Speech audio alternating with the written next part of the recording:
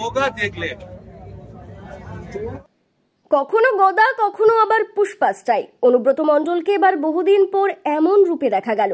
মঙ্গলবার বীরভূম জেলা তৃণমূল কংগ্রেসের তরফে সিউড়িতে একটি মহামিছিলের আয়োজন করা হয়। যে মহামিছিলে তৃণমূলের কোর কমিটির সমস্ত সদস্যদের পাশাপাশি অজস্র নেতা কর্মী ও সমর্থকরা উপস্থিত ছিলেন।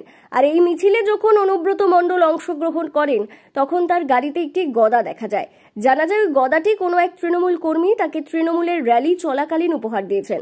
তবে অনুব্রত মণ্ডলকে গদা উপহার দেওয়া নিয়ে এদিন খোঁচা দিতে দেখা যায় দলেরই আরেক নেতা বীরভূম জেলা তৃণমূল কংগ্রেসের কোর কমিটির সদস্য কাজল শেখকে।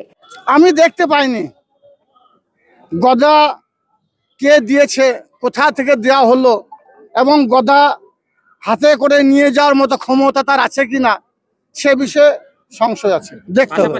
এদিকে আবার যখন র্যালি শেষে সাংবাদিকদের মুখোমুখি হন অনুব্রত মণ্ডল তখন তাকে পুষ্পা স্টাইল নিয়ে প্রশ্ন করা হয়। আর সেই প্রশ্নের উত্তরে একেবারে আল্লু অর্জুনের মতো স্টাইল করে অনুব্রত মণ্ডল বলেন, যা হোগা দেখ লেগা। होगा देख ले।